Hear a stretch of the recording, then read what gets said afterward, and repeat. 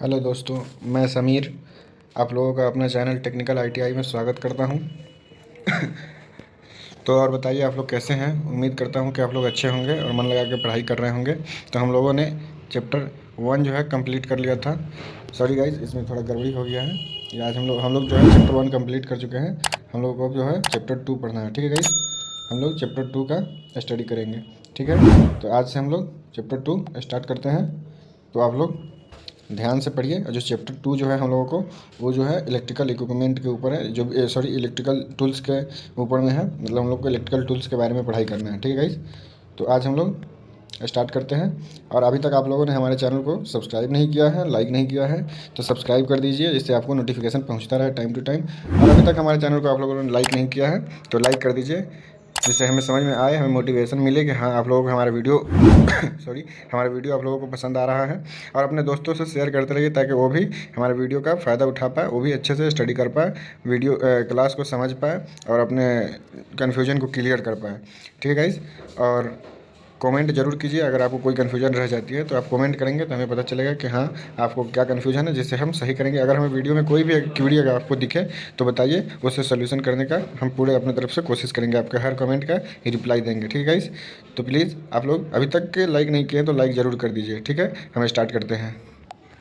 तो हम लोगों का जो है दूसरा नंबर चैप्टर है। देखिए, यह है हमारा अध्याय नंबर 2, दिख रहा होगा आपको। ये दूसरा नंबर चैप्टर है। चैप्टर का नाम है आपका विभिन्न मापक एवं ट्रेड औजार। ठीक है, हम लोगों का जो डिपार्टमेंट का जो है, मतलब इलेक्ट्रिशियन जो है, इलेक्ट्रिशियन जो भी टूल्स का उपयोग करते हैं, उन टूल्स के बारे में हम लोगों को इसमें पढ़ना है। ठीक है गाइस, तो हम लोग स्टार्ट करते हैं चैप्टर को। देखिए, हम लोग सबसे पहले इंट्रोडक्शन देखते हैं। तो हम लोग यहाँ से स्टार्ट करते हैं। देखिए, इलेक्ट्रिशियन ट्रेड के अंतर्गत विभिन्न प्रकार के वैद्युतिक उपकरणों मशीनों का अध्ययन किया जाता है। इन वैद्युतिक उपकरणों मशीनों का एक निश्चित मापक होते हैं। ठीक है, एक स्टैंडर्ड होते हैं, जिससे हम लोगों को पता चलता है, जो कि भारतीय मानक ब्यूरो BIS सॉरी BIS का फुल फॉर्म आप लोग बता चुके हैं। बताइए, आप लोग कमेंट में ज़रूर बताइएगा BIS का फुल फॉर्म क्या होता है। द्वारा मानकीकृत किया जाता है। ठीक है गाइस, जो है कोई भी जो मेजरमेंट होता है उसको BIS के द्वारा मानकीकृत किया गया है, जिससे आप एक स्टैंडर्ड फॉलो कराया जाता है, ताकि आप कभी भी आपको बोला जाए कि हमें 5 मीटर का एक वायर चाहिए, तो आप बता सकते हैं ना। आपको पता चल जाएगा, कहीं भी जहाँ भी जाएंगे आप मार्केट से लेने, तो आपको आपके घर का मेजरमेंट कीजिए या फिर मार्केट का जो मेजरमेंट होगा, जो इंची टेप होगा, आप दोनों जगह से मेजर करेंगे तो दोनों जगह का जो 5 मीटर का जो वायर होगा आपका सेम हो जाएगा। तो एक स्टैंडर्ड है। ठीक है गाइस, हम लोग आगे देखते हैं अगला पॉइंट। यहाँ से देखिए, अगला पॉइंट क्या है।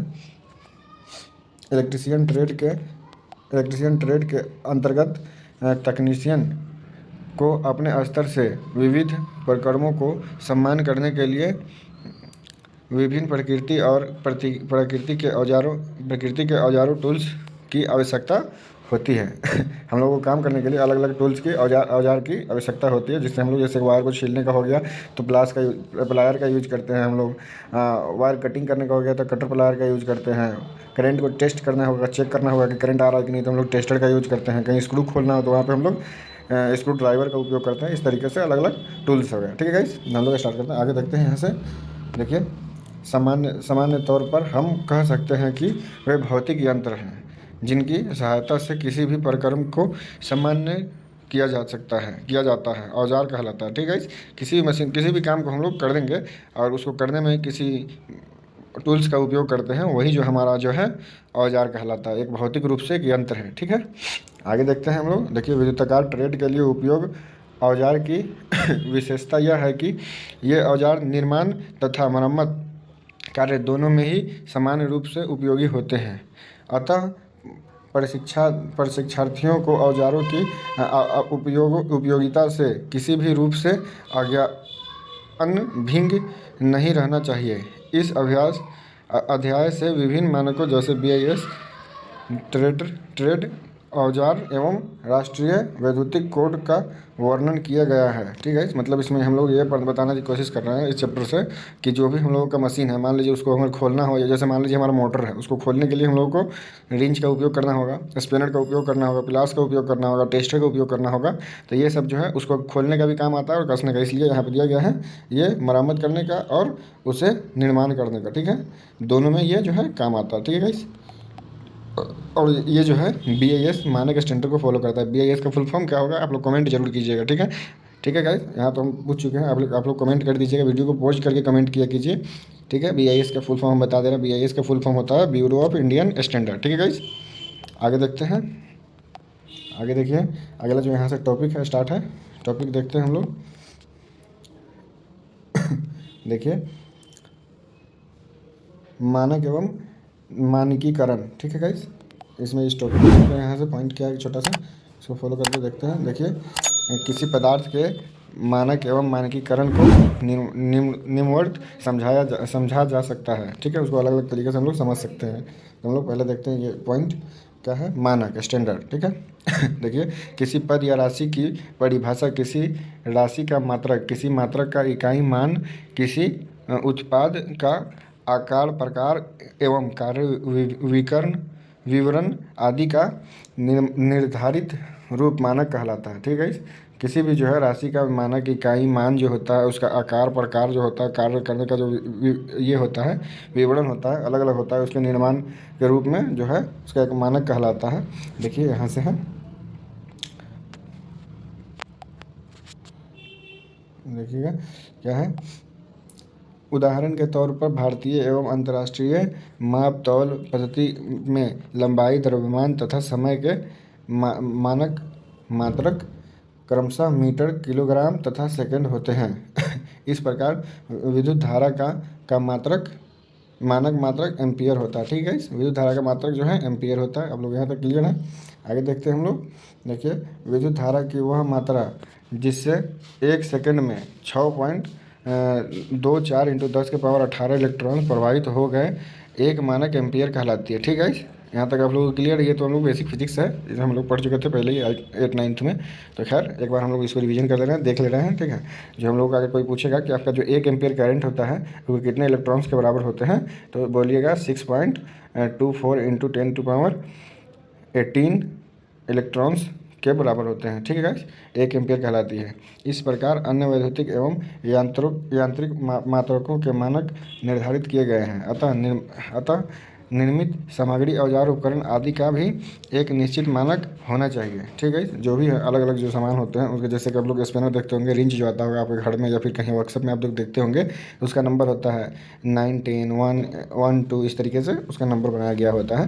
तो उसको नंबर बनाने से क्या होगा कि मान लीजिए आपको जो कहीं भी नट बोल्ट खोलना या कसना है, तो आपको नंबर से पता चल जाएगा कि कौन सा नंबर का जो है औजार हमें कहाँ यूज करना चाहिए, ठीक है। उसके बाद हम लोग अगला टॉपिक देखते हैं। अगला टॉपिक क्या है यहाँ, मानकीकरण। टॉपिक को देखते हैं हम लोग क्या है मानकीकरण के अंतर्गत। देखिए, भारतवर्ष में ISI स्टैंडर्ड इंस्टॉलेशन के आधार पर वर्ष 1969 में ISI इंडियन स्टैंडर्ड इंस्टॉलेशन ने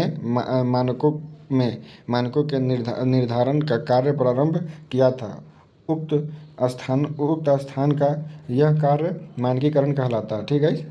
यहाँ तक समझ रहे हैं आप लोग। इस प्रक्रिया का मुख्य उद्देश्य है उपभोक्ताओं के हितों की रक्षा करना, भारतीय व्यक्तियों के स्थानीय और अंतर्राष्ट्रीय बाजार में विक्रय के लिए कुछ निश्चित मानकीकरण विधियाँ आवश्यक होती है।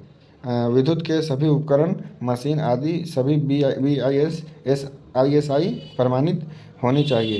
इससे क्या होगा, अगर BIS का अगर मार्का लगा हुआ है उस पर प्रमाणित है, तो उससे टूल्स जो है, आपका जो औजार है वो ओरिजिनल है और सही है, काम करने योग्य है, ठीक है गाइस।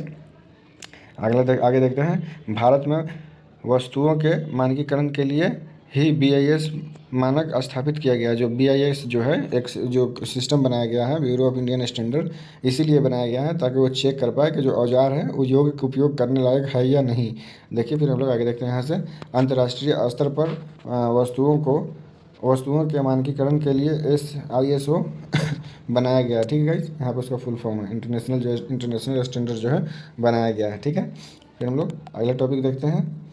देखिए, हम लोग का जो यहाँ अगला टॉपिक है, देखिए ये है BIS या ISI के लाभ। जो बनाया गया, जो एक ऑर्गेनाइजेशन बनाया गया है, उससे हम लोगों को फ़ायदा क्या होगा उसके बारे में देखते हैं। तो देखिए, BIS या ISI मात्रक द्वारा उपभोक्ताओं को निम्न लाभ प्राप्त होते हैं। अब लाभ कौन सा है, अलग अलग पॉइंट में दिया गया। देखिए, एक नंबर पॉइंट में है इसके द्वारा मानक उत्पादन को चयन करने में सहायता मिलती है। उसके बाद दूसरा नंबर पॉइंट देखिएगा, इसके द्वारा धोखाधड़ी से बचा जा सकता है। तीसरा नंबर पॉइंट देखिए, इसके द्वारा जीवन तथा संपत्ति के प्रति संकट हेतु सुरक्षा का आश्वासन प्राप्त होता है। चौथा नंबर पॉइंट में देखिए, उपमानक गुणवत्ता होने पर ISI चिन्हित उत्पादों को निःशुल्क प्रतिस्थान प्राप्त होती है। समझ में आ रहा है? इससे जो है BIS जो है, जो ऑर्गेनाइजेशन है, वो हमें पहले तो जांच करता है कि जो आपका औजार है वो जो है उत्पादन का चयन करने में सहायक करेगा, आपको काम करने में वो सहायक करेगा या नहीं, ठीक है। उसके बाद उससे क्या होगा कि धोखाधड़ी आपके साथ नहीं होगी, ताकि आपको ओरिजिनल टूल मिलेगा। कोई होता है ना ओरिजिनल के नाम पे आपको ठग लेता है, ये सब चीज़ों से आप बचेंगे, ठीक है। आपके पैसा सुरक्षित रहेगा, इससे आपकी कोई संकट नहीं, कोई आपसे सुरक्षित रहेंगे। क्या होगा कि अगर कमज़ोर औजार मिल जाते हैं, टूल्स आपको मिल जाते हैं, आप पता चला कहीं स्क्रू खोलने गए, अचानक से वो टूट करके आपके हाथ में लग गए, है ना, इस तरीके से दुर्घटना हो जाएगी। तो उससे आप बच सकते हो कि उसके बाद ISI जो होता है, ये जो ISI जो है, ये जहाँ पे भी ISI का आपको चिन्ह मिल जाए तो इससे समझ में आता है कि वो जो आपका उपकरण जो है, आपका जो टूल्स है, औजार जो है, वो जो है स्टैंडर्ड है, मतलब ISI के मार्का मतलब कि वो अच्छे हैं, अच्छी क्वालिटी के हैं, उससे पता चलता है, ठीक है गाइस। एक पहचान है हमें पहचान करने का ओरिजिनल का। उसके बाद अगला पॉइंट देखिए, मात्रकों की SI प्रणाली जो सिस्टम ऑफ यूनिट्स होते हैं, ये हम लोग फिजिक्स में पढ़ चुके हैं, बेसिक फिजिक्स है, फिर हम लोग देख लेते हैं। देखिए, यह प्रणाली नॉर्मल फिजिक्स जो है UK तथा नॉर्मल जो है, आगे देखते हैं, द्वारा मिलकर बनाई गई है। जो USA जो है, UK USA जो अपना इंडिया, सब जगह से मिल करके बनाया गया है। यह मात्रकों की एक विश्व स्तरीय प्रणाली है, ठीक है गाइस। ये जो है इंडिया में, UK में, USA में, सब जगह जो है इस मात्रक को माना जाता है, ठीक है। जिसके अंतर्गत सात मूल 2 संपूरक तथा विभिन्न व्युत्पन्न राशि आते हैं। मात्रकों से संबंधित SI प्रणाली का विवरण निम्न प्रकार है। मूल राशि का जो अंतर्गत आते हैं गाइस, ये 7 आते हैं। देखिए यहाँ पे आप लोगों को दिख रहा होगा, मूल राशि के अंतर्गत ये 7 आते हैं, ठीक है, इतना आते हैं। तो हम लोग इसको एक एक करके देख लेते हैं। देखिए, जो लंबाई का आपका जो मात्रक होता है, यहाँ पे दूरी के जो लंबाई का जो मात्रक होता है, उसको हम लोग मीटर में, उसका जो मात्रक होता है वो मीटर होता है, ठीक है। जब भी लंबाई का मात्रक आपसे कोई पूछे तो मीटर होता है, उसको जो हम लोग स्मॉल m से दिखाते हैं, ठीक है। उसके बाद आगे देखते हैं। दूसरा नंबर जो है, देखिए क्या है, द्रव्यमान को हम लोग किलोग्राम से प्रदर्शित करते हैं, मतलब उसे किलोग्राम से है, उसका मात्रक जो है किलोग्राम है, उसे केजी से हम लोग, प्रतीक जो उसका है, सिंबल जो है केजी होता है, ठीक है गाइस। उसके बाद अगला तीसरा नंबर पॉइंट देखिए, समय का जो है मात्रक जो होता है वो सेकंड होता है। जो छोटा इकाई होता है ना, वही गाइस इसका मात्रक होता है, ठीक है। उसका जो प्रतीक होता है उसे एस से हम लोग दिखाते हैं। उसके बाद देखिए, विद्युत धारा जो होता है उसका जो है एम्पियर होता है, ठीक है गाइस। उसको हम लोग ए से दिखाते हैं, ए से डिनोट करते हैं। उसका जो प्रतीक होता है ए होता है, अगर कहीं ए लिखा हुआ है तो एम्पियर को प्रदर्शित करता है, ठीक है। आगे देखते हैं 5वां नंबर में। देखिए, तापमान जो है उसे केल्विन, उसका मात्रक जो होता है केल्विन होता है, इसे हम लोग कैपिटल K से दिखाते हैं। उसी तरीके से ज्योति तीव्रता का मात्रक कैंडेला होता है, उसे CD से दिखाते हैं, ठीक है गाइस। और 7 नंबर में जो है पदार्थ की मात्रा, उसका मात्रक मोल होता है और उसको MOL से दिखाते हैं। यहाँ तक क्लियर है। उसके बाद हम लोग आगे देखते हैं संपूरक राशि। जो संपूरक राशि होते हैं, अगर कोई आपसे पूछेगा कि संपूरक राशि कितने होते हैं, तो 2 होते हैं। और कौन कौन से होते हैं, तो हम लोग को बोलना है प्लेन कोण, जो उसका मात्रक होता है उसे रेडियन बोलते हैं, और इसको RAD से दिखाते हैं, ठीक है। और दूसरा होता है ठोस कोण, इसे हम लोग बोलते हैं स्टेरेडियन। इसका जैसे मात्रक होता है वो स्टेरेडियन होता है, इसे SR से प्रदर्शित करते हैं, ठीक है भाई। फिर हम लोग अगला देखते हैं, ये जो होता है ये व्युत्पन्न राशियाँ होती है, ठीक है गाइस। ये एक दूसरे से मिलकर के बनी होती हैं। तो देखिए, व्युत्पन्न राशि क्या होता है और कितने होते हैं उसको हम लोग देखते हैं। जो व्युत्पन्न राशि होते हैं, देखिए बल जो होता है, बल का मात्रक न्यूटन होता है, और न्यूटन को हम लोग N से दिखाते हैं, ठीक है। उसी तरीके से क्षेत्रफल जो होता है, क्षेत्रफल का मात्रक वर्ग मीटर होता है, ठीक है गाइस, मीटर स्क्वायर होता है, उसको हम लोग इस तरीके से दिखाते हैं M स्क्वायर से, ठीक है। उसके बाद अगला पॉइंट देखिए, शक्ति का मात्रक वाट होता है, वाट को हम लोग W से प्रदर्शित करते हैं। इसी तरीके से प्रतिरोध का मात्रक ओम होता है, इसको हम लोग ओम का सिंबल से प्रदर्शित करते हैं। ओम का सिंबल इस तरीके से बना होता है, इससे प्रदर्शित करते हैं, ठीक है। उसके बाद दाब का जो होता है, यह होता है न्यूटन प्रति वर्ग मीटर, यानी कि Newton Newton by M square जो होता है, ये जो होता है दाब का प्रतीक होता है, ठीक है। उसके बाद आवृत्ति का जो होता है ऐसे मात्रक हर्ट्ज होता है, इसको HZ से प्रदर्शित करते हैं। इसके बाद कार्य, ऊर्जा और ऊष्मा, ये तीनों का जो ऐसा मात्रक होता है वो जूल होता है। इसे हम लोग J से प्रदर्शित करते हैं या फिर Nm से प्रदर्शित करते हैं। ठीक है गाइस, न्यूटन मीटर से प्रदर्शित करते हैं। Nm का फुल फॉर्म होता है न्यूटन मीटर, या J का फुल फॉर्म होता है जूल। ठीक है, मतलब जूल है, इसी का होता है शॉर्ट फॉर्म। ठीक है, उसके बाद हम लोग आगे देखते हैं।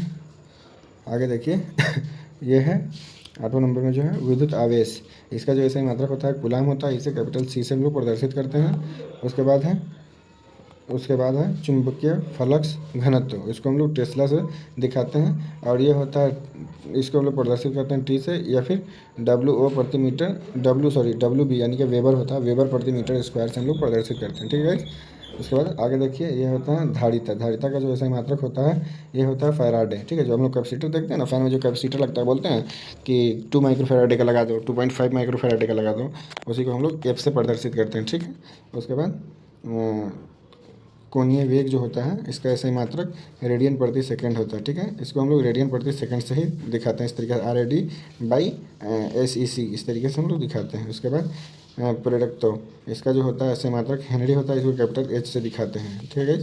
उसके बाद 13 नंबर होता है घनत्व। घनत्व का जो होता है मात्रक किलोग्राम प्रति मीटर घन मीटर होता है, मतलब इसका शॉर्ट फॉर्म होता है किलोग्राम प्रति मीटर क्यूब। ठीक है गाइस, अगला पॉइंट है, अगला देखिए, अगला है वेग। वेग का ऐसा मात्रक होता है मीटर प्रति सेकंड, इसको शॉर्ट फॉर्म में हम लोग M/S लिखते हैं, यानी कि मीटर प्रति सेकंड होता है। ठीक है, उसके बाद लास्ट पॉइंट है इसका विभवांतर।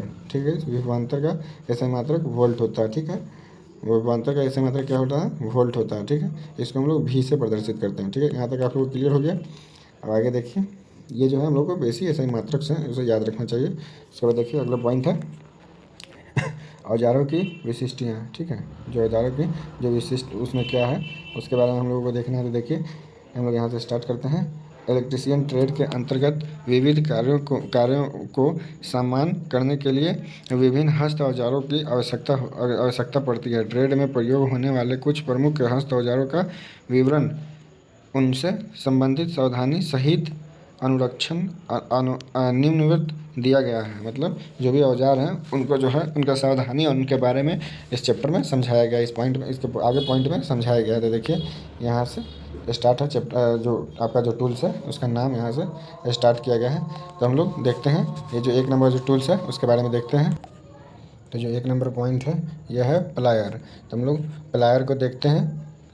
प्लायर क्या होता है उसको हम लोग पढ़ते हैं, डिफाइन करते हैं। ठीक है, देखिए प्लायर मुख्यतः दो टांगों का जोड़ा होता है, जो कि एक पिवेट से जुड़ा होता है। देखिए यहाँ पे जो है इसे ही पिवोट बोलते हैं। देखिए इसी पिवेट से जुड़ा हुआ है। ठीक है गाइस, थोड़ा सा इसको पतला कर देते हैं ताकि आप लोगों को बताने में आसानी होगी। ठीक है, देखिए ये जो है यहाँ पे पिवेट है, इसी पिवेट से इसको यहाँ पे दिखाया भी गया है, लिखा गया है। देखिए आप पिवेट यहाँ पे दिया गया है, इसी पिवेट से जुड़ा हुआ होता है। ठीक है, उसके बाद देखिए आगे देखते हैं यहाँ से, इसकी प्रत्येक टांग में एक लंबा हैंडल एंड एक छोटा जो होता है।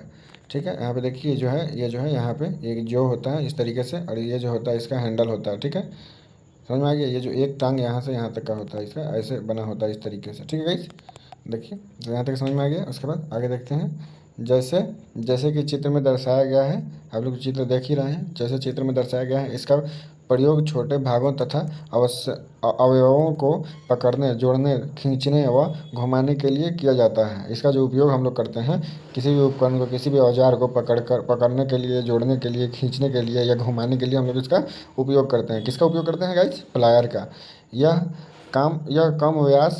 यह कम व्यास के तारों को मोड़ने व काटने के लिए भी प्रयोग किया जाता है। ये जो होता है जिसकी मोटाई कम होती है, जिस तार का, उसको मोड़ने के लिए भी इसका उपयोग करते हैं और काटने के लिए भी इसी का उपयोग करते हैं। ठीक है, इसके बाद आगे यहाँ से देखिए, इसके अंतर्गत इसके अतिरिक्त प्लायर हल्के धातु चादर के भागों को आकृति देने तथा मोड़ने के लिए भी प्रयोग में लिया जाता है। इसका जो उपयोग हम लोग, जैसे देखिएगा जहाँ ट्रंकल पेटी ये सब जो बनता है ना, वहाँ पे भी इसका उपयोग हम लोग करते हैं, उसको मोड़ने के लिए, हल्के धातु को मोड़ने के लिए, उसका आकार बनाने के लिए। ठीक है, इसका उपयोग करते हैं। प्लायर उच्च गुणवत्ता युक्त स्टील से बने होते हैं। इसके धातु से बने भागों को तेल में डूबो डूबा डूबे कपड़ों से पोंछना चाहिए, ठीक है गाइस।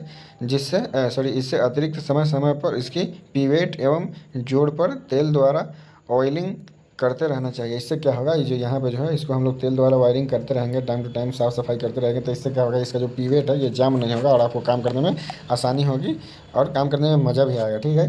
तो इसका जो पार्ट्स का नाम, इसका जो पॉइंट है, इसको इसको जो है हम लोग जो बोलते हैं, जो इसके आगे में है, थोड़ा और इसको पतला कर देते हैं। देखिए ये जो है इसको हम लोग जो बोलते हैं। यहाँ पे जो ये गोल वाला जो प्लस का आइकन दिख रहा है, इसको हम लोग बोलते हैं पिवेट, और ये जो होता है जिसको हम लोग पकड़ते हैं, इसको बोलते हैं हैंडल, ठीक है गाइस। देखिए यहाँ पे इसका नाम दिया गया है प्लायर। अब देखिए यहाँ से हम लोग देखते हैं, प्लायर विभिन्न प्रकार के होते हैं, जिसमें से इलेक्ट्रीशियन द्वारा निम्न प्लायर मुख्य रूप से प्रयोग किए जाते हैं। अब कौन कौन से प्लायर का प्रयोग किया जाता है उसको हम लोग देखते हैं, ठीक है। तो देखिए नंबर 1 में है क्या, नंबर 1 पॉइंट में यहाँ पे देखिए विकर्ण कटर प्लायर, ठीक है गाइस, नाम से ही पता चल रहा है डायगोनल कटर प्लायर है, ठीक है। हम लोग पढ़ते हैं इसके बारे में। देखिए इसे पार्श्व कटिंग प्लायर भी कहते हैं। इसका जो दूसरा नाम होता है विकर्ण कटर प्लायर का, इसका पार्श्व कटिंग प्लायर भी हम लोग कहते हैं, ठीक है। इनका उपयोग कम व्यास वाले तारों एवं केबलों को काटने के लिए किया जाता है, जो कि टर्मिनल के पास होते हैं। इनका प्रयोग केबल तथा कॉर्ड को आवरण या इंसुलेशन हटाने के साथ साथ अन्य प्रकरण जैसे काउंटर पिन को विभाजित करने तथा पार्श्विक करने के लिए भी उपयोग किया जाता है, ठीक है। इसका प्रयोग किया जाता है, जिससे इसका जो हम लोग पढ़ चुके थे, ठीक है, अभी पढ़े हैं ऊपर में, तो हम लोग इसका उपयोग करते हैं काटिंग करने के लिए, वायर को मोड़ने के लिए, पकड़ने के लिए, खींचने के लिए, घुमाने के लिए, या फिर आकार देने के लिए, ठीक है। यहाँ तक हम लोग पढ़ चुके थे, समझ चुके हैं। फिर हम लोग आगे देखते हैं। देखिए ये जो होता है विकर्ण कटिंग प्लायर जो होता है वो इस तरीके से दिखाई देता है, ठीक है। यहाँ पे दिख रहा है, देखिए यहाँ पे पॉइंट को भी देख लेते हैं। इसकी लंबाई 100, 125, 140, 160, 180 एवं 200 मतलब मिलीमीटर होती है, ठीक है गाइस। इसकी जो लंबाई होती है ये 100 से लेकर के 200 मिलीमीटर तक होती है, ठीक है। यहाँ तक आप लोग क्लियर होगा। उसके बाद यही है विकर्ण कटिंग प्लायर, ठीक है गाइस। यहाँ तक आप लोग समझ में आ गया। विकर्ण कटिंग प्लायर इस तरीके का दिखता है। अगर आपको कहीं इस तरीके का दिख जाए विकर्ण कटिंग प्लायर, तो आप पहचान जाइएगा कि ये कौन सा प्लायर है, विकर्ण कटिंग प्लायर। इसको हम लोग जो आगे जो कटिंग दिख रहा है इसी को विकर्ण कटिंग प्लायर कहते हैं। ये जो है ये इसको क्या बोलेंगे, जॉ है। उसके बाद क्या है, उसके बाद है ये वाला जो पार्ट होता है इसको बोलते हैं पिवेट, और ये जो है हैंडल है, ठीक है गाइस। यहाँ तक क्लियर। उसके बाद अगला देखते हैं, दूसरा टाइप का जो प्लायर होता है उसको बोलते हैं एंड कटिंग प्लायर, ठीक है। ये किस तरीके का होता है आपको सिंबल में दिख रहा है, इसके बारे में हम लोग थोड़ा देख लेते हैं। देखिए इन प्लायरों का प्रयोग कम व्यास युक्त तार, पिन, कीलों को काटने एवं कीलों को लकड़ी में से निकालने के लिए किया जाता है। ये 130, 160, 180, 200, 210 एवं 240 लंबाई में उपलब्ध होते हैं, ठीक है गाइस। इसका हम लोग उपयोग कहाँ करते हैं, इसका जो है कम व्यास वाले कम व्यास वाले तार जो है उसको पिन केली करने के लिए करते हैं। उसका जो जो होता है, जो पलक टाइप जो होता है ना, उसको हम लोग दबाने के लिए उपयोग करते हैं। उसके बाद कील निकालने के लिए, है ना, काटने के लिए उपयोग करते हैं। जो जैसे लकड़ी में कील हल गया तो उसको कील लेकर ठोका हुआ होता है ना, तो उसको निकालने के लिए भी हम लोग इस प्लायर का उपयोग करते हैं। कौन प्लायर का, एंड कटिंग प्लायर का, ठीक है गाइस। इसकी जो लंबाई होती है ये कितनी होती है, 130 से लेकर के कितनी होती है गाइस, 130 से लेकर के 240 तक होती है, ठीक है। ये अलग अलग साइज़ में उपलब्ध होते हैं मार्केट में, ठीक है। इसमें भी सेम है, ये पिवेट है, ये हैंडल है, और ये हैंडल के ऊपर इंसुलेटर लगा हुआ है। यहाँ पे दिख रहा होगा आपको, यहाँ पे ये इंसुलेटर लगा हुआ है, और ये जो है आपका टूथ है, ठीक है, पकड़ने के लिए। इसको जो भी बोलते हैं हम लोग, ठीक है। आगे देखते हैं तीसरे टाइप का जो प्लायर है, ये देखिए कौन सा प्लायर है, फ्लैट नोज प्लायर, ठीक है। नाम से पता चल रहा है फ्लैट नोज, मतलब इसका नाक जो है नाक टाइप का है और फ्लैट है। हम लोग इसको थोड़ा समझते हैं। देखिए इनका प्रयोग तारों व धातु के छोटे टुकड़ों को बनाने तथा उन्हें आकृति प्रदान करने के लिए उपयोग किया जाता है। मतलब इसका तारों के जो छोटे टुकड़े हैं उन्हें आकृति देने के लिए, उसे आकृति प्रदान करने के लिए इसका उपयोग करते हैं। इसके अतिरिक्त धातु के केबल से आवरण हटाने तथा छोटे भागों को पकड़ने तथा जोड़ने के लिए भी इनका प्रयोग किया जाता है। ठीक है, जैसे छोटे जो केबल्स होते हैं उसके आवरण हटाने के लिए, उसका इंसुलेटर हटाने के लिए, पकड़ने के लिए और तथा जोड़ने के लिए भी इसका उपयोग हम लोग करते हैं। ये जो है 100, 120, 140, 160, 180 एवं 200 मिलीमीटर लंबाई में जो होता है इसका ये उपलब्ध होता है। कितना से कितना तक होता है ये गाइस, यह हमें याद रखना है। ये पॉइंट 100 से लेकर के 200 मिलीमीटर तक ये जो है लंबा होता है। ठीक है, और इसमें भी सेम होता है। ये इसके लेकर के हम लोग इसको फ्लैट प्लायर बोलते हैं। ठीक है, इन सब चीज़ों से हमें पहचानना। मेन जो होता है ये वाला पार्ट होता है, इसी से हमें प्लायर का नाम दिया जाता है। ठीक है गाइस, तो इसमें भी इस तरीके से ये क्या है, जौ है, यहाँ पे ये है पीवेट और ये जो है आपका हैंडल है। ठीक है गाइस, यहाँ तक आप लोग क्लियर होगा। उसके बाद अगला पॉइंट देखते हैं। ये कौन सा प्लायर है, याद रहेगा आप लोगों को, फ्लैट नोज प्लायर। ठीक है गाइस, अगला पॉइंट हम लोग देखते हैं। यहाँ से देखिए, ये है राउंड नोज प्लायर। ठीक है, नाम से पता चल रहा है इसका जो ये है, ये राउंड कलर का क्या है, ये जो है राउंड में है, इसलिए इसका हम लोग राउंड और नोज के शेप में लंबा है, इसलिए राउंड नोज प्लायर इसको कहते हैं। देखिए, इसको हम लोग देखते हैं, पढ़ते हैं। इनके जबड़ों की आकृति शंक्वाकार होने के कारण इनके द्वारा विभिन्न परिमापों के वर्क तथा वृत्त बनाना संभव हो जाता है। इनकी लंबाई 120, 140, 160, 180 एवं 200 होती है। इनका प्रयोग तारों व हल्की धातु पट्टियों को वर्क रूप देने के कार्य करते हैं। तारों में टर्मिनल पेंचों में फिट हो सकने वाले को बनाने एवं छोटे भागों को पकड़ने के लिए भी इसका उपयोग हम लोग करते हैं। इसका पहले तो हम लोग साइज़ देख लिए, क्या होता है इसका साइज़, मिनिमम 120 से लेकर के मैक्सिमम ये 200 तक के आता है। उसके बाद क्या है, इसका हम लोग उपयोग कहाँ करते हैं, आकार देने के लिए करते हैं, और तार का जो हल्की जो ये है पट्टी होती है उसके जो वर्क देने के लिए, आकार देने के लिए। उसके बाद तारों में जो टर्मिनल फिट करने के लिए हम लोग इसका उपयोग करते हैं। इससे क्या होता है कि अच्छे तरीके से फिटिंग हो पाती है। इसका क्या नाम है, इसका जो नाम है राउंड नोज प्लायर है। यहाँ पे नाम इसका दिया गया है, इसमें पॉइंट ही है। क्यों इसका पॉइंट नाम ही क्यों बनता है, क्योंकि ये जो इसका जो है ये राउंड आकार में है, इसलिए इसका नाम जो है राउंड नोज प्लायर है। ठीक है गाइस, अगला देखते हैं हम लोग। अगला क्या है, ये है लॉन्ग नोज प्लायर। नाम से पता चल रहा है कि लॉन्ग नोज प्लायर। इसको हम लोग थोड़ा देखते हैं। देखिए, इन प्लायर्स को सीधे एवं वर्क जो के रूप में बनाया जाता है। इनका प्रयोग विशेष रूप से छोटे भागों को सीमित परिक्षेत्र में पकड़ने के लिए किया जाता है। ये जो होता है, मान लीजिए कहीं पतला जगह है, एकदम कम जगह है, सीमित जगह है, तो वहाँ पे ये लंबा जो होता है, इसका जो नोज होता है ये लंबा होता है, तो अच्छे तरीके से हम लोग अंदर के जो है पकड़ सकते हैं अंदर तक के। ठीक है, देखते हैं किस तरीके का दिखाई देता है। देखिए, ये कुछ इस प्रकार के दिखाई देता है। ठीक है गाइस, यहाँ पे दिख रहा होगा। इनकी जो लंबाई होती है 160 से 160, 180, 200 एवं 220 मिलीमीटर होता है। ये पॉइंट हमें ध्यान रखना है, 160 से 220 मिलीमीटर तक के ये लंबा होता है। ठीक है गाइस, यहाँ तक क्लियर है। ये इस तरीके का भी दिखाई देता है और इस तरीके का दिखाई देता है। आप डॉक्टर के यहाँ भी जाते होइएगा तो इस तरीके का आपको दिखता होगा। वो लोग जब टाँका मारते हैं तो इस तरीके का उपयोग करते हैं। एक्चुअल में वो कैंची होती है, लेकिन ये प्लायर है, उस टाइप का दिख रहा है। ठीक है गाइस, समझ में आ गया। इसके बाद हम लोग आगे देखते हैं, अगला पॉइंट देखते हैं। ये क्या है, कम्बिनेशन प्लायर। ये जो प्लायर है गाइस, ये जनरली आपको हर वर्कशॉप पे, हर दुकान पे, जहाँ भी इलेक्ट्रिशियंस होते हैं वहाँ पे आपको ये प्लायर मिल जाएगी। ये है कम्बिनेशन प्लायर, ये सबसे पॉपुलर प्लायर है। ठीक है गाइस, ये हर जगह हम लोगों के घर में भी इसका उपयोग होता है। ठीक है, देखिए, कम्बिनेशन प्लायर के जो चिपटे होते हैं, जिनका प्रयोग तारों व केबलों के विभिन्न भागों को जोड़ने, पकड़ने एवं ऐंठने के लिए प्रयोग किया जाता है। कम व्यास वाले तारों एवं केबलों को काटने के लिए इनमें से यूकल साइट कटर भी संयोजित होते हैं तथा स्टील तारों को काटने के लिए इसमें एक यूकल संयुक्त कटर की भी सुविधा होती है। इसके अतिरिक्त बेलनाकार वस्तुओं को जोड़ने, जकड़ने और पकड़ने के लिए प्रयुक्त प्लायर्स के रूप में पाइप ग्रिप प्लायर भी लगा होता है। ये प्लायर 140, 160, 190, 210 एवं 250 मिलीमीटर लंबा में उपलब्ध होते हैं। ठीक है गाइस, देखिए, ये जो होता है ये पकड़ने के लिए होता है, आगे का जो दांत होता है। उसके बाद पाइप को जो है जकड़ने के लिए इस तरीके का बना होता है। यहाँ पे ये जो राउंड में दिख रहा है। उसके बाद ये जो पार्ट दिख रहा है यहाँ पे, ये जो है कटिंग करने के लिए इसका होता है। ये जो होता है पीवेट होता है यहाँ पे, और उसके बाद यहाँ पे जो होता है, यहाँ पे ये होता है स्टील तार को काटने के लिए भी उपलब्ध होता है। इसमें अलग अलग फंक्शन होते हैं, ठीक है। और ये जो होता है इसका हैंडल होता है, ठीक है। तो कम्बिनेशन प्लायर आपको समझ में आ गया। अब देखिए इसकी सावधानियां हमें पढ़ लेनी चाहिए, क्योंकि अगर हम लोग कोई भी टूल्स उपयोग कर रहे हैं तो उसमें सावधान हमें क्या रखना चाहिए, जिससे कोई नुकसान ना हो, उसके बारे में भी पढ़ना और समझना बहुत ज़रूरी है, बेहद ज़रूरी है। अगर हम लोग सावधानी नहीं रखेंगे तो दुर्घटना हमारे साथ कभी भी हो सकती है।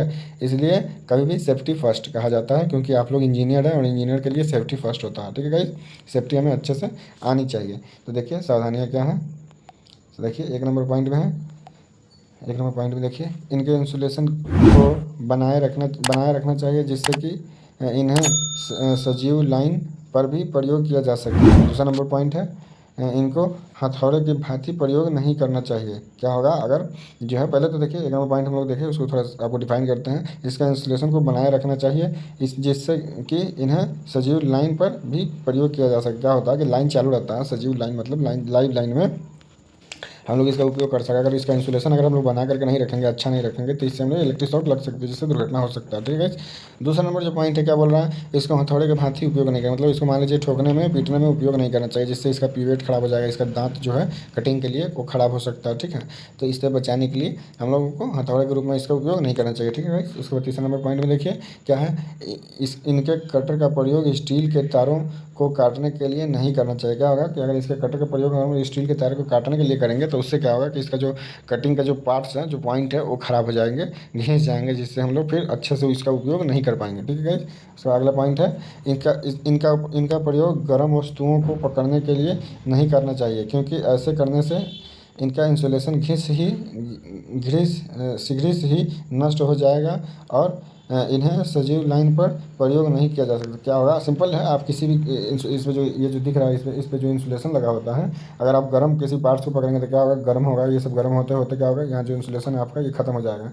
तो ये क्या होगा, आपको कभी भी आप इस पर लाइन चालू लाइन में इससे आप काम नहीं कर सकते। क्या होगा, आपको इलेक्ट्रिक शॉक लग जाएगा, जिससे दुर्घटना हो जाएगी, ठीक है। तो इससे भी सावधान हम लोगों को रहना है। अगला पॉइंट क्या है, 5वां नंबर पॉइंट है क्या है, इनकी पीवेट में समय समय पर 1-2 बूंद मोबिल ऑयल डालते रहना चाहिए। बताएं आपको पहले ही, इनके जो पीवेट होता है, ये वाला जो होता है बीच में, इस पर हम लोग time to time Mobil oiling करते रहेंगे, जिससे क्या होगा, ये फ्रीली मूव करेगा, जिससे आपको काम करने में आसानी होगी, सुविधा होगी, और इसका जो लाइफ है वो ज़्यादा हो जाएगा, ठीक है। नॉर्मली की तुलना, सामान्य की तुलना इसका लाइफ ज़्यादा हो जाएगा अगर इस पर वायलिंग करेंगे आप लोग तो, ठीक है गाइस। उसके बाद अगला पॉइंट है, ये भी बहुत इंपॉर्टेंट पॉइंट है, देखिए हैमर। हैमर जो होता है क्या होता है, हथौड़ा हम लोग जिसको कहते हैं, इसको इंग्लिश में हम लोग हैमर कहते हैं, ठीक है। दूसरा नंबर पॉइंट क्या है, हैमर। हम लोग हैमर के बारे में जान लेते हैं थोड़ा सा। हैमर लोहे का एक हैमर लोहे से निर्मित वह औजार है जिसका प्रयोग कील ठोकने, दीवार में बने छिद्र में रोल प्लग लावल प्लग व गिट्टी लगाने, छेनी की सहायता से दीवार आदि में छेद करने के लिए किया जाता है।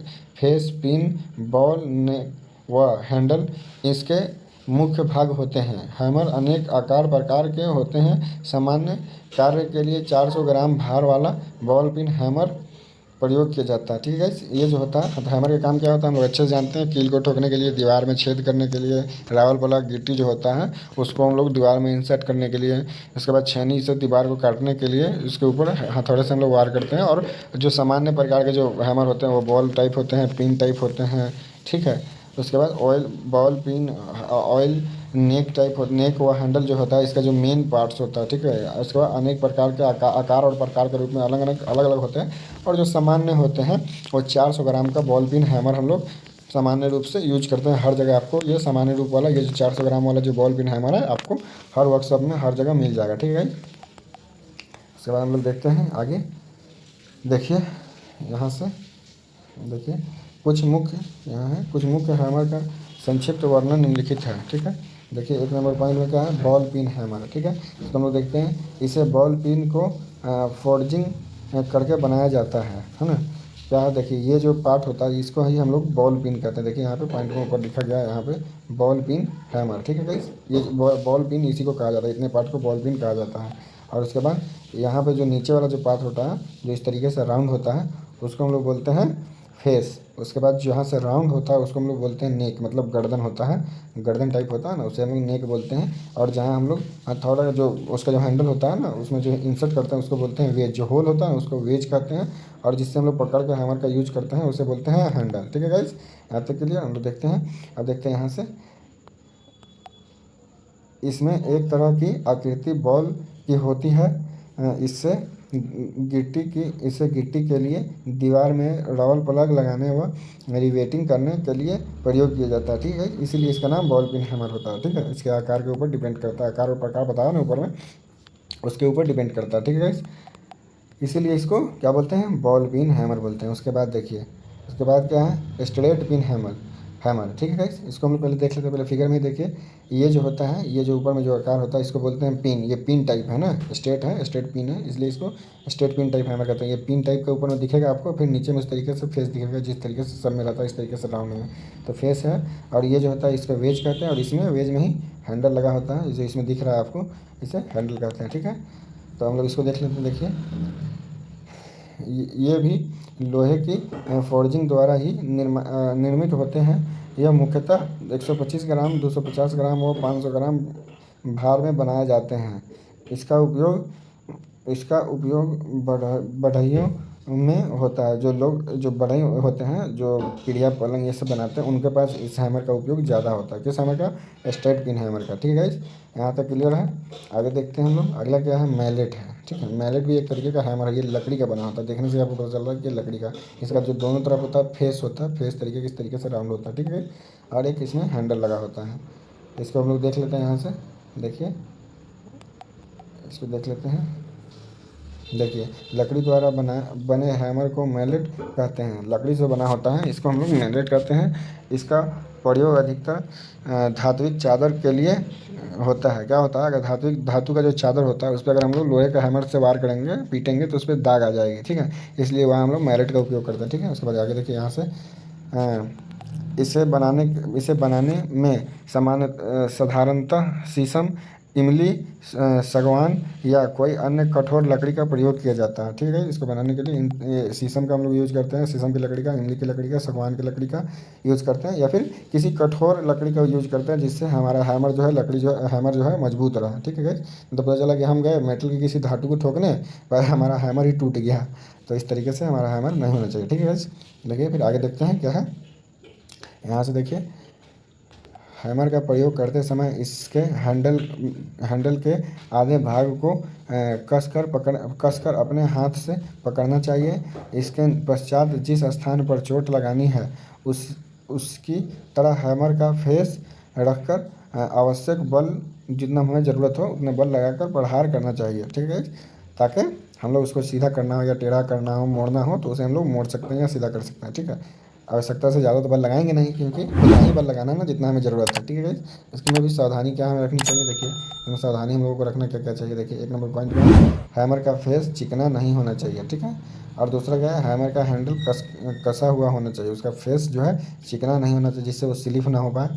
और दूसरा है, उसको हैमर का जो है हैंडल जो है वो कसा हुआ होना चाहिए। तो पता चला कि आप उठाए हैमर को चलाने के लिए और पता चला कि उसका जो हैमर का जो पॉइंट है वो बाहर निकल गया, आप हैंडल आपके हाथ में लग गया, तो इस तरीके से नहीं होना चाहिए। ठीक है गाइस, उसके बाद आगे देखते हैं, इसका तीसरा नंबर पॉइंट क्या है, सावधानियाँ का। तीसरा नंबर में देखिए, हैमर द्वारा प्रहार करते समय इसके हैंडल को आखिरी सिरे से पकड़ना चाहिए। इससे क्या होगा कि हैमर जो जहाँ प्रहार करेंगे, वार करेंगे, मारेंगे, पीटेंगे जिस पे, उस पर प्रॉपर बल लगेगा और आपको बल लगाने में आसानी होगी। ठीक है, और उस पर चोट पड़ेगा, जितना से आप मारना चाह रहे हैं, उस पर जो काम आप करना चाह रहे हैं, उस पर कंप्लीट करना चाह रहे हैं, वो हो पाएगा। ठीक है गाइस, अगला पॉइंट क्या है, 4 नंबर पॉइंट है, हैमर का चयन जॉब के अनुसार ही करना चाहिए। ठीक है गाइस, अब मालूम पड़ा कि आपको एकदम स्टील का 10 mm का मोटा छदरा है, उस पर आप मैलेट लकड़ी का यूज कर रहे हैं, तो उस पर कुछ नहीं होगा, आपका हैमर टूट जाएगा।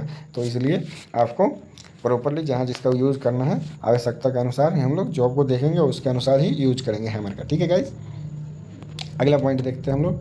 अगला पॉइंट क्या है, अगला पॉइंट है चीजल, छेनी। ये तो आप लोग बहुत सुने होंगे, खास करके बिहार के लोग, है ना गाइस। इसका तो बिहार में भोजपुरी गानों में बहुत ज़्यादा यूज होता है। तो चलिए देखते हैं, ये जो तीसरा नंबर पॉइंट है, छेनी। ठीक है, इसमें देखिए, इसमें दिखाया गया है, देखिए यहाँ से हम पढ़ना शुरू करते हैं। किसी पदार्थ के अनावश्यक धातु हटाने के लिए छेनी का प्रयोग किया जाता है। वायरिंग करते समय बैटन व कैसिंग कैपिंग में प्रयोग करने के लिए अतिरिक्त धातु काटने के लिए इसका प्रयोग किया जाता है। विद्युताकार कार्यों में मुख्यतः निम्न 2 प्रकार की छेनी प्रयोग होती है। ठीक है, जो भी हम लोग मान लीजिए कि एक्स्ट्रा पार्ट होता है उसको काटने के लिए, हटाने के लिए या छीलने के लिए हम लोग छेनी का उपयोग करते हैं। ठीक है गाइस, ये मुख्यतः 2 प्रकार की होती हैं। कौन कौन सी होती हैं? एक नंबर जो होता है ये होता है फॉर्मर छेनी। फॉर्मर छेनी का कैसा होता है, क्या काम करते हैं हम लोग फॉर्मर छेनी से, उसे देख लेते हैं। देखिए फॉर्मर छेनी यहाँ पे देखते हैं। फॉर्मर छेनी उच्च कार्बन स्टील या क्रोम वेनेडियम स्टील से बनी होती है। इसका काटने वाला भाग बहुत ही पैना मतलब शार्प होता है, बहुत ही पैना होता है, बहुत ही पतला होता है, एकदम शार्प होता है, तेज़ होता है, जो लकड़ी की कटिंग के लिए प्रयोग होता है। इसकी लंबाई 15 सेंटीमीटर तक होती है। इसकी जो लंबाई होती है टोटली ये जो है ये 15 सेंटीमीटर तक होती है। ठीक है गाइस, उसके बाद देखिए इसका नाम जो है, इसका नाम जो होता है ये जो इसको पकड़ते हैं इसको हैंडल बोलते हैं। उसके बाद ये जो है ऊपर में इसका हेड होता है, इसको हेड बोलते हैं। जहाँ पे ये जो फंसा हुआ है ये इसको फेरुल बोलते हैं। और इसको जो हम लोग इसको शंख बोलते हैं। इसकी लंबाई जो होती है इसको हम लोग लंबाई को शंख बोलते हैं, शंख। ठीक है गाइस, इसको शंख बोलते हैं। उसके बाद ये जो होता है आगे में जिससे हम लोग कटिंग करते हैं ये वाला, इसको हम लोग बोलते हैं पॉइंट। ठीक है गाइस, पॉइंट बोलते हैं। ठीक है, पॉइंट। ठीक है, और उसके बाद आगे देखते हैं इसी में दूसरा नंबर जो होता है ये होता है ठंडी छेनी। ये क्या होता है देखिए, इसका प्रयोग जो है यहाँ पे हम लोग पढ़ते हैं। सॉरी, ये जो हम लोग का थोड़ा सा छूट गया ऐसा लग रहा है हमें, इसको हम लोग देख लेते हैं। ये छूट गया है थोड़ा यहाँ से। देखिए लकड़ी की कटिंग करने के लिए इस हैंडल द्वारा पकड़कर सर्वप्रथम कटिंग एज की लकड़ी पर उचित कोण पर सेट किया जाता है। इसके पश्चात हैमर का सहायता से इसके शीट पर आवश्यकता अनुसार प्रहार करते हैं। हम लोग मान लेते हैं किसी लकड़ी यहाँ पे रखा हुआ है तो इससे हम लोग इस पर रख करके और इसके हैंड पर हैमर की सहायता से प्रहार करते हैं ताकि उसे काट पाएँ, साइड कर पाएँ जो एक्स्ट्रा पार्ट हो। ठीक है गाइस, यहाँ तक क्लियर हो गया। अगला पॉइंट है क्या है, अगला है ठंडी छेनी। ठीक है गाइस, ठंडी छेनी किसकी होती है इसका हम लोग देखते हैं। इसका प्रयोग मशीनरी कार्य में होती है। यह निम्न कार्बन इस्पात से निर्मित होती है। इसका लंबाई 18 सेंटीमीटर होती है। ठीक है, ये पहले बनी किससे होती है, निम्न कार्बन इस्पात से निर्मित होती है, मतलब बनी होती है। और इसका जो लंबाई होता है कितना होता है, 18 सेंटीमीटर होता है। हमेशा याद रखना है ठंडी छेनी की लंबाई जो होती है 18 सेंटीमीटर होती है। ठीक है गाइस, यहाँ तक क्लियर है। ठीक है, ये आपको दिख भी रहा है किस तरीके का होता है छेनी। ठंडी छेनी इस आकार में इस तरीके से दिखाई देगी। पूरे के पूरा इसमें लोहे का पार्ट होता है, इसमें कोई हैंडल वैंडल होती नहीं है। और इसमें जो होता है देखिए यहाँ पे इस पार्ट को जो हम लोग बोलते हैं इसको हम लोग बोलते हैं कटिंग एज। ठीक है गाइस, समझ में आ गया। अगला देखते हैं, देखिए इसमें और क्या दिया हुआ है। इसमें है ठंडी छेनी का प्रयोग सफलतापूर्वक कसकर पकड़कर करना चाहिए। इसे हैंडल से पकड़कर इसके कटिंग एज से धातु हटानी चाहिए। ठीक है, समझ में आ गया। सेम है, बस इसको हम लोग जो है मशीनरी कार्य में उपयोग करते हैं। और ऊपर वाले के जो है अक्सर हम लोग कटिंग वटिंग में यूज करते हैं। लकड़ी उकड़ी के जो काटना होता है या फिर प्लास्टिक काटना है उसको हम लोग उसको कैसिंग कैपिंग में हम लोग यूज करते हैं। जैसे कैसिंग कैपिंग में जो वायरिंग होती है उसमें जो पट्टी होती है उसको काटने के लिए हम लोग उसका उपयोग करते हैं। किसका उपयोग करते हैं गाइस, फार्मर छेनी का। ठीक है, यहाँ तक क्लियर है गया। मशीनरी के लिए ठंडी छेनी का उपयोग करते हैं। ठीक है, अब देखिए छेनी संबंधित सावधानियाँ भी तो जरूरी है। मान लीजिए अगर हम छेनी यूज करते हैं तो उसके लिए सावधानियाँ हमें क्या क्या रखनी चाहिए, ये भी तो हमें जानकारी होनी चाहिए ना गाइस। तो देखिए छेनी संबंधित सावधानियाँ क्या है। देखिए फार्मर छेनी के लिए जो है सावधानियाँ हमें को रखनी चाहिए। इस छेनी एक नंबर पॉइंट में देखिए, इस छेनी को मैलेट के द्वारा प्रयोग करना चाहिए क्योंकि मैलेट जो होता है वो हल्का होता है। हैमर जो होता है मैलेट हैमर वो हल्का होता है। इसका उपयोग करना चाहिए ताकि उसका जो हैंडल है वो अच्छा रहे, सुरक्षित रहे, अदरवाइज टूट सकता है। ठीक है, उसके बाद दूसरा पॉइंट क्या है, दूसरा पॉइंट में देखिए इसे पेचकस की भांति प्रयोग नहीं करना चाहिए। ठीक है, उससे क्या होगा, उसका जो दांत है वो खराब हो जाएगा। देखिए यहाँ पे क्या है, यहाँ पे आगे देखते हैं, क्योंकि इसके इस प्रकार छेनी खराब हो सकती है और चोट भी लग सकती है। सही बात है गाइस, अगर आप लोग इस तरीके से उसका पेचकस के रूप में यूज करेंगे तो खराब हो जाएगा उसका दांत और उससे स्लिप होने के कारण आपको चोट भी लग सकती है। ठीक है, तीसरा नंबर पॉइंट क्या है, इसकी धार कुंद हो सकती है। कुंद मतलब खराब हो जाने पर इसे ऑयल स्पून कुंद मतलब जो होता है साफ़ करना उसको प्रेस करना। इसे ऑयल स्टोन या वाटर स्टोन पर घिसकर धार तेज कर लेनी चाहिए। कूंद हो जाए मतलब मोटा हो जाएगा, सॉरी ये जो कूंद का मतलब होता है मोटा होता है। अगर मोटा हो जाएगा धार घिस घिस करके, उसे ऑयल स्टोन या वाटर स्टोन पर घिस कर उसे तेज कर लेनी चाहिए, ताकि फिर हम लोगों को काम करने में आसानी होगी। अगला पॉइंट क्या है, इसे धातुओं पर प्रयोग नहीं करना चाहिए। जो फॉर्मर छेनी होता है ये लकड़ी को काटने के लिए आता है, तो उससे हम लोग लकड़ी लोहे पे यूज कर लेंगे, धातुओं पे यूज करेंगे तो वो क्या है, ख़राब हो जाएगा। जिसको जहाँ यूज करने लायक है उसे वहीं यूज करिए। मैं डॉक्टर के यहाँ जाइएगा और आपको बुखार लगा रहेगा और डॉक्टर आपको पेट दर्द का दवा दे देगा, तब तो गड़बड़ हो जाएगा ना आपका तबीयत। इसलिए जो चीज़ की ज़रूरत हो उसको वहीं उपयोग करें तो ज़्यादा बेहतर है कि नहीं, है ना गाइस। तो इस तरीके से आप लोग तो समझदार हैं। उसके बाद देखिए अगला क्या है, अगली पॉइंट है यहाँ पे। अगला ठंडी छेनी के लिए जो सावधानी हम लोग को रखनी चाहिए कौन सी है, देखिए यदि इसका हेड फैल गया, यदि इसका हेड फैल गया हो तो इसे ग्राइंडर पर घिसकर सही आकृति में कर लेना चाहिए, अन्यथा इसे टुकड़े चोट पहुंचा सकते हैं। जो इसका जो मान लीजिए जो इसका जो ऊपर का जो पॉइंट होता है, ये वाला जो होता है दिखाते हैं आपको। क्या होता है कि जब हम लोग हैमर से वार करते हैं ना इसके ऊपर, तो क्या होता है ये मोटा हो जाता है, घिस घिस करके अलग अलग करके जो इसमें चोट लगता है उससे वो मोटा हो जाता है। मोटा होने के कारण टूटेगा जब तो आपके हाथ पे चोट लग जाएगी, है ना गाइस। तो इसलिए इस पर सावधानी हम लोग को रखनी चाहिए और इसे ग्राइंडर की मदद से उसको घिस करके और सही कर देना चाहिए, ठीक है। अगला पॉइंट क्या है, देखिए अगला पॉइंट है इसकी धार तेज तथा टेम्पर्ड होनी चाहिए। टेम्पर मतलब हार्ड होनी चाहिए, तब जाकर के लोहा को काट पाएगा, नहीं तो ये कमज़ोर रहेगा तो ये खुद मर जाएगा, तो लोहा को ये क्या काट पाएगा, है कि नहीं गाइस। तो इस सब चीज़ों की सावधानियाँ रखनी चाहिए। अब अगला पॉइंट है हम लोगों का हेक्सा। तो ठीक है गाइस, आज हम लोग यहीं तक रहने देते हैं, है ना। 1 घंटा हो चुका है ऑलरेडी, तो हम लोग यहीं तक रहने देते हैं। अब हम लोग अगला टॉपिक आगे से हेक्सा जो है यहाँ से हम लोग फिर कल शुरू करेंगे, कल पढ़ेंगे। अब हमारे वीडियो को यहीं तक एंड करते हैं। तो हमारा वीडियो आप लोगों को कैसा लगा ज़रूर बताइएगा कमेंट में, और लाइक बिना किए आप लोग नहीं जाइएगा, लाइक कर दीजिएगा तो हमें मोटिवेशन मिलती है। और आप लोग वीडियो देख ले रहे हैं और लाइक नहीं करते हैं, और सब्सक्राइब जरूर कीजिए और अपने फ्रेंड से शेयर कीजिए, और हमारे टेलीग्राम ज्वाइन कर लीजिए। टेलीग्राम चैनल टेक्निकल ITI के नाम से है। इसका जो चैनल का जो लिंक है वो यूट्यूब के वीडियो के डिस्क्रिप्शन में है। आप यहाँ से जाकर के टेलीग्राम ज्वाइन कर लें, ताकि आपका जो वीडियो जो है टाइम टू टाइम टेलीग्राम पर भी आपको नोटिफिकेशन मिल जाएगा, ठीक है गाइस। तो फिर आप लोगों से मिलते हैं दूसरी वीडियो में। जब तक आप लोग अपना ख्याल रखिए और अच्छे तरीके से पढ़ाई करते रहिए, ठीक है।